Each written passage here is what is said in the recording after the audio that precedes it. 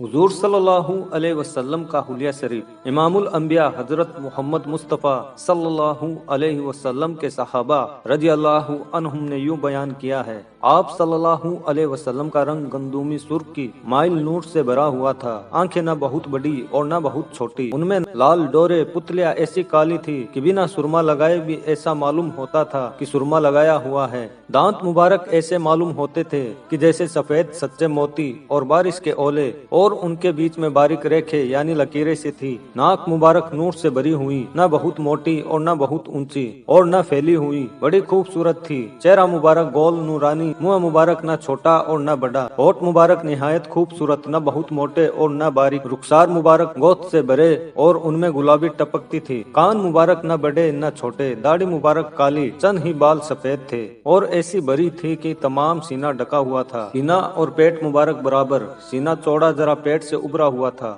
جسم مبارک پر بال نہیں تھے، صرف سینے سے ناف تک بالوں کی ایک دھاری تھی، سر مبارک بڑا اور بہت ہی خوبصورت معلوم ہوتا تھا، سر کے بال گنگریالے سیاہی اور چمکیلے تھے جو کانوں کی لو تک رہتے تھے، گردن مبارک نہایت خوبصورت تھی، قد مبارک درمیانہ تھا، نہ بہت لمبا اور نہ بہت چھوٹا، مگر ہزاروں آدمیوں کے مجمع میں آپ ہی اونچے معلوم ہوتے تھے، ہاتھ مبارک لمبے اور بہت ہی خوشنما تھے، انگلیاں مبارک لمبی نہایت خوبصورت تھی، ہتھیلیاں گوشت سے بھری اور ایسی نرم کی ریشم بھی مات ہوتا تھا، اور تمام بدن کے جوڑ نہایت مضبوط تھے، دونوں کندھوں کے درمیان کمر مبارک پر نبوت کی مہر تھی اور اس میں مسک کی خوشبو آتی تھی، بغلیں مبارک سفید اور خوشبودار تھی، آپ صلی اللہ علیہ وسلم آگے اور پیچھے سے اندھیرے اور روشنی میں ایک سا ہی دیکھتے تھے، یہ آپ کا معجزہ تھا، پاؤں مبارک خوبصورت، تلوے ذرا ابھرے ہوئے، زمین پر نہیں لگتے تھے، پاؤں کی انگلیاں لمبی اور خوشنما تھی، غرض یہ ہے کہ آپ صلی اللہ علیہ وسلم کا تمام جسم پاک معجزہ ہی معجزہ تھا۔ حضرت علی شیر خدا رضی اللہ تعالی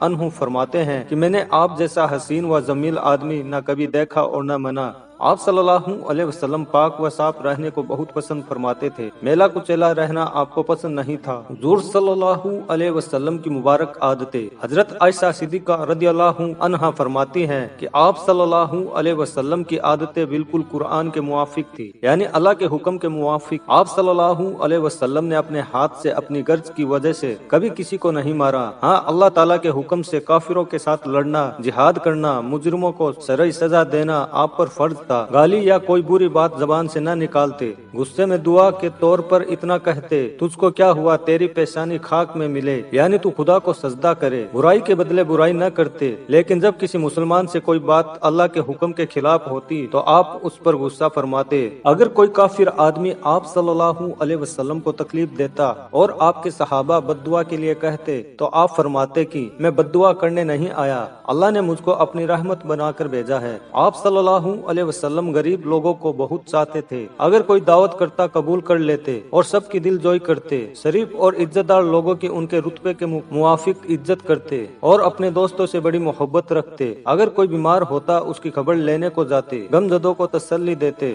صبر کرنے کے ثواب بتلاتے، تحفے کو قبول فرما لیتے، اور اکثر آپ کی مبارک عادت یہ تھی کہ اس کے بدلے میں زیادہ تحفہ دیتے، جب کسی مسلمان سے ملتے پہلے سلام کرتے اور مصافحہ کرتے، راستے میں بچے ملتے تو ان کو بھی سلام کرتے، کھانے پینے کی چیزوں میں عیب نہ نکالتے، ہاں جس چیز کو دل نہ چاہتا اس کو نہ کھاتے، دودھ میٹھا اور گوشت زیادہ پسند کرتے، ہر کام کے شروع میں بسم اللہ شریف پڑھتے اور سب کام دائیں ہاتھ سے کرتے، مگر طہارت اور ناک صاف کرنے میں بایاں ہاتھ استعمال کرتے، بدبودار چیز جیسے کچا لہسن پیاز وغیرہ نہ کھاتے اور بدبو والی چیز کو پسند نہیں فرماتے، ٹھنڈا پانی بہت ہی پسند تھا، پانی 3 سانس میں پیتے اور ہر سانس کے بعد الحمدللہ کہتے، آپ صلی اللہ علیہ وسلم کا پیالہ لکڑی کا تھا، کھانے سے پہلے بھی اور کھانے کے بعد بھی دونوں ہاتھ دھوتے، بسم اللہ پڑھ کر کھانا شروع کرتے اور کھانا کھا لینے کے بعد اللہ تعالیٰ کا شکر اس طرح ادا کرتے، الحمدللہ الذی اطعمنا وسقانا وجعلنا من المسلمین، اگر کسی اور کے یہاں کھانا کھاتے تو یہ دعا بھی کرتے، اللہم اطعم من اطعمنی واسق من سقانی، کھانے کھلانے میں کھانے کی سب چیزیں آ گئی، جیسے کوئی پھل، گھی یا دودھ، لسی، شربت وغیرہ، آپ صلی اللہ علیہ وسلم نے کبھی پیٹ بھر کر کھانا نہیں کھایا، شرم و حیا آپ सल्लल्लाहु अलैहि वसल्लम में इतनी थी कि कुंवारी लड़कियों में भी नहीं होती।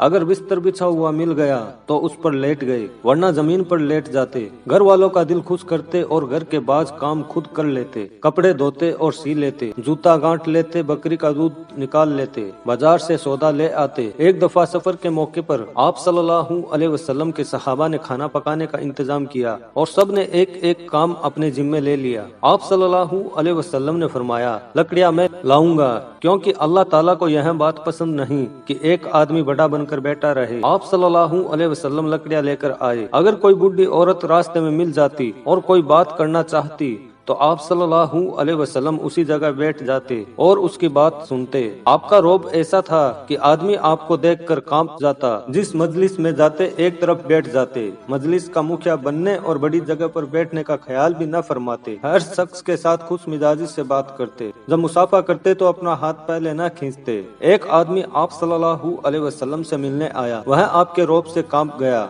आपने फरमाया, डरो मत, मैं दुनिया का जालिम बादशाह नहीं हूँ। मैं तो कुरैशी खानदान की एक बीबी का लड़का हूँ जो सूखा गोश्त खाती थी। आपकी शुजाअत और बहादुरी की यह शान थी कि अरबी लोग आप सल्लल्लाहु अलैहि वसल्लम के जानी दुश्मन थे, मगर उनके मुकाबले में डटे और बिना चौकी पहरे के अकेले फिरते थे। यह नबूवत ही की ताकत थी कि बावजूद इतने दुश्मनों के अपनी हिफाजत का कोई जायरी इंतजाम नहीं किया। गारे सौर में जब हजरत अबू बकर रज़ियल्लाहु ताला अन्हु ने अर्ज किया, या रसूलुल्लाह, दुश्मन आ पहुँचे। आपने फरमाया, घबराओ नहीं, अल्लाह ताला हमारे साथ है। आपकी राय और तदबीर ऐसी मजबूत होती थी कि तमाम दुश्मनों की राय और तदबीरें आपके मुकाबले में बेकार और नाकिस साबित होती। आप सल्लल्लाहु अलैहि वसल्लम की सच्चाई और अमानतदारी का यह हाल था कि आप जवानी में भी काफिर लोगों में सादिक और अमीन मशहूर थे और वे नबूवत मिलने से पहले आपकी अच्छी आदतों के कायल थे।